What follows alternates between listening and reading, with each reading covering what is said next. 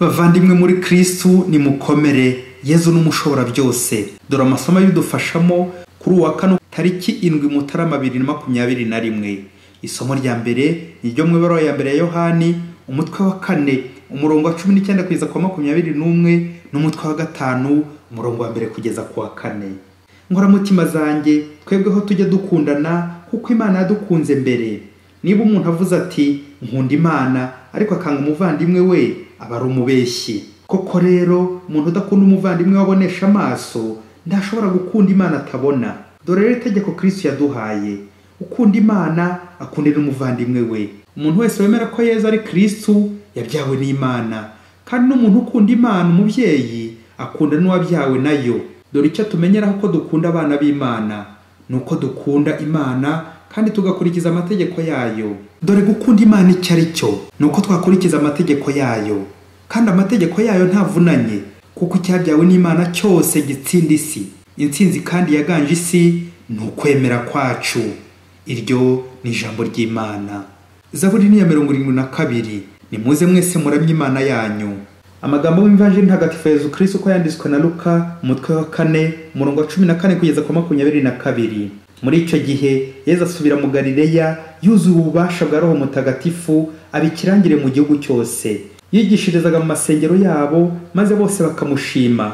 Nuko Yezu ajya i Nazareti aho yari yararerewe, maze nk'uko yabimenyereye yinjira mu isengero ku munsi w'isabato. Nuko arahaguruka ngo asome ibyanditswe bitagatifu. Bamuhereza igitabo cy'umuhanuzi Izayi, arakibumbura, abona handitse ngo: Roho wa Nyagasani arantwikiriye, kuko yantoye akansiga amavuta, agira ngo ngeze inkuru nziza ku bakene, ntangarize imbohe ko zibohowe, n'impumyi ko zihumutse, n'abapfukiranwaga ko babohowe, kandi namamaza umwaka w'impuhwe za Nyagasani. Yezu abumba igitabo, agisubiza umuhereza, maze aricara. Mu isengero bose bari bamuhanze amaso. Nuko atangira kubabwira ati: ibiri mu isomo maze kumva mumenye ko byujujwe uyu munsi. Bose baramushima kandi batangazwa n'amagambo y'ineza yababwiraga. Iyo ni Ivanjili ntagatifu. Bana b'Imana, amasomo y'uyu munsi aradufasha kuzirikana ku ijambo ububasha. Mu isomo rya mbere Yohana aratwibutsa rya tegeko rikomeye ry'ubwami bw'Imana, itegeko ry'urukundo, ari ryo gukunda Imana na mugenzi wacu. Wa musaraba ugizwe n'ibiti bibiri, igiti gitambitse horizontal gishushanya urukundo dusabwa gukunda bagenzi bacu, n'igiti gihagaze vertical urukundo dusabwa gukunda Imana. Noneho Yezu uri kuri uwo musaraba ari hagati y'ibyo biti nk'uhuza isi n'ijuru, mediateur, nk'umuhuza w'Imana n'abantu, nk'urukundo ruduhuza. Yohani yagize ati: ukunda Imana ariko akanga umuvandimwe we, aba ari umubeshyi. Bavandimwe, ubasha bw'iri tegeko nuko rikora ku mpande zombi. Ni koko umuntu udakunda umuvandimwe wabonesha amaso ntashobora gukunda Imana atabona. Turumva Yezu wuzuye ubasha ashyira mu bikorwa iri tegeko ry'urukundo rw'Imana na mugenzi wacu. Niwe Mesiya uje kuduhishurira Imana by'ukuri. Yezu atangira ubutumwa bwe mu Galileya, yigisha yuzuye ububasha bwa Roho Mutagatifu, arigisha bose bakamushima. Ese kuki abafarisayo n'abigisha amategeko bigishaga ariko rubanda ntirubashime, ahubwo bagashima Yezu? Igisubizo kiri mu gisobanuro cy'ijambo ububasha. Mu Gifaransa, autorité. Jésus enseignait avec autorité. Iri jambo autorité rivuga ububasha, rituruka ku nshinga y'Ikilatini augere, augmenter, kongera cyangwa kuzamura, gukura hasi ujyana hejuru, kugira ibintu byiza, guteza imbere, kujya mbere, kujya ejuru. Yezu we ntabwo yategekaga la puissance, cyangwa gukoresha ibinyabubasha la magie, cyangwa Belizebuli Satan. Ahubwo inyigisho za Yezu ni izikura abantu habi zibajyana heza, ni izibazamura, zikabafasha, zikabongerera imbaraga n'icyizere cy'ubuzima. L'autorité, augmenter, kongerera, zibongerera ukwemera, ukwizera n'urukundo, zikabakomeza, zikabahumuriza. Nguwo Yezu wigishanya ububasha, imvugo ye na niyo ngiro ye. Naho abandi bigisha hari ubwo bibonekeza imvugo ikaba idahuye n'ingiro, bigatuma batanga urugero rubi ruhinyuza ibyo bigishije, bwa bubasha bugatakara. Ese ngewe muyobozi, mutegetsi, ububasha bwanjye wasanga ari ugukangata n'igitugu gusa no kwishakira amaronko? Wasanga umeze nk'umufarisayo kwibonekeza? Muri iyi Ivanjili turumva ukuntu Yezu agaragaza ububasha bwe mu nyigisho ze, bukuzwa mu bikorwa bitatu by'ibanze mu nshinga eshatu: gutorwa, gutumwa no gutanga ibyishimo. Iya mbere, gutorwa. Yezu niwe Mesiya, Kristo uwatowe, uwasizwe amavuta, umwana w'Imana. Yagize ati, Roho wa Nyagasani arantwikiriye kuko yantuye akansiga amavuta.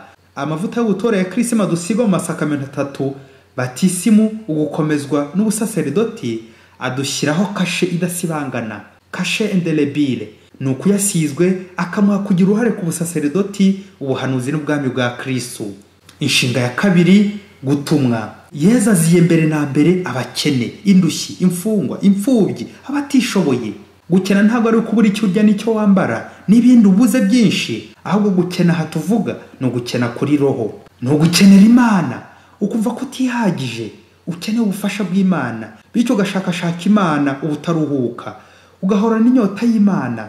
Guhorana inyota y'Imana. Muvyeyi, ihangano ukora uyu mwitozo. Muri aba bantu babiri ukenye kurusha undi ninde? Hari umukungu n'umukecuru. Umugabo w'umukungu ari kurira aboroga, ababajwe nuko yagurije miliyoni 500 kuri banki, bakamuha 450 gusa, none ari kurira ngo imishinga ye igiye guhomba, ngo bamwiciye imibare, mbese akabura amahoro. Hari n'umukecuru uje gushimira Imana mu kiliziya, atwaye inkoko y'isake, ati, nshimishwe nuko igisiga kitari inkoko zanjye, none nishimiye gutura Imana inkoko mu byiza yampaye. Inkoko Imana yampaye nizo zintunze, ngomba rero kuyishimira. Muvyeyi, niba ukoze uyu mwitozo neza, wabonye iki kuri aba bantu bombi? Ukuyemo irihe somo? Ikigaragara muvandimwe, niba ukoze umwitozo neza, urabona ko umukene akeneye bike, ndetse yewe wasanga ntabyo. Yishimiye duke tw'ineza afite, aranyuzwe. Naho umukire we ajya kubura byose, afite byinshi abuze. Ni umukire ariko arabijya bitamwa amarira. Kunyurwa n'Imana, gushimishwa na duke ufite twiza turi mu Imana. Inshinga ya gatatu, gutanga ibyishimo. Kwamamaza umwaka w'impuhwe za Nyagasani, umwaka wa yubile. Yubile bivuga ibyishimo. Yezu aza kugira ngo twishime, aratwigisha agatwegereza Imana, bwa bubasha bwe bwo kutuzamura ku Mana, nous élever vers Dieu, tukanyurwa, tukishima, tugaseka, tugasabana, tugasangira. La justice de Dieu, c'est rendre les hommes heureux. Ubutabera bw'Imana nuko abantu banezerwa, bahirwa. Ntabwo wajya kwa Yezu neza, wagezeyo ngo utahe ubabaye. Akaba umuntu wari kuvuga umuyobozi wamuhemukiye ati, naje kukureba nambaye, unyambika ubusa uranyambura. Naje kugusaba akazi, uramfungisha. Naje ndwaye, urambuhura. Naje ndi umukene mfite isahani yo kugusabiraho, nayo urayinyambura urankubita. Naje mbabaye uransonga, mbega gahinda. Uhungiye akakwihunza, utakiye akagutamaza, akaguta akagutuka, usanze akagusandaza. Nguko gukoresha nabo ububasha wahawe, nk'aba bafarizayi n'abigisha amategeko n'abandi bategetse bategekana igitugu. Aho kuzamura bushinzwe ukabamanura, aho kubakiza ukabica, aho kubateza imbere ukabakinagaza. Ye baba we, uyu munsi twigire ku bubasha bwa Yezu, kuzamura abandi ubaganisha ku Mana. Muvyeyi, shefu, muyobozi, hari ubwo Imana iguha kwicara mu mwanya w'icyubahiro kugira ngo ukoreshe ubwo bubasha uzamura abandi, abakene, abaguhungiraho, abarengana, ngo bavuganire. Uzamura akarere, umurenge, akagari, paruwasi, diyosezi, aho ukora, uteze imbere kiliziya n'igihugu. Ariko utwo baguhaye ngo bazamuze ukadukoresha ubatsikamira, cyangwa ukatwirira ngo ntawakuvuguruza. Erega iyi si ni gatebe gatoki. Reka nkubwire muyobozi, icishe bugufi inzira zikiri nyabagendwa, bigishoboka. Ejo n'ejo bundi uwo mwanya uzawuvaho, uzasigara wicuza ibyo utakoreye bagenzi bawe mu gihe wari ugifite ububasha n'ubushobozi. Muvandimwe, koresha neza ububasha ufite bigishoboka, ufasha abandi kugera ku Mana, ubatoze gusenga. Wikwibeshya ngo uvuge ngo ejo nibwo uzabafasha, nzagira neza ejo, ndacyafite igihe. Ehe, igihe cyagiye muvandimwe. Umuhanga ati, ufite igihe agategereza igihe, abata igihe. Yezu, ibyo mfite, imirimo mfite, uko ndi kose, ni wowe mbikesha. Mbakukubera umugaragu mwiza, nkoreshe neza ububasha bwawe uko ushaka. Amen. Padiri Masumbuko Ladislas wa Diocese ya Cyangugu. Yesu.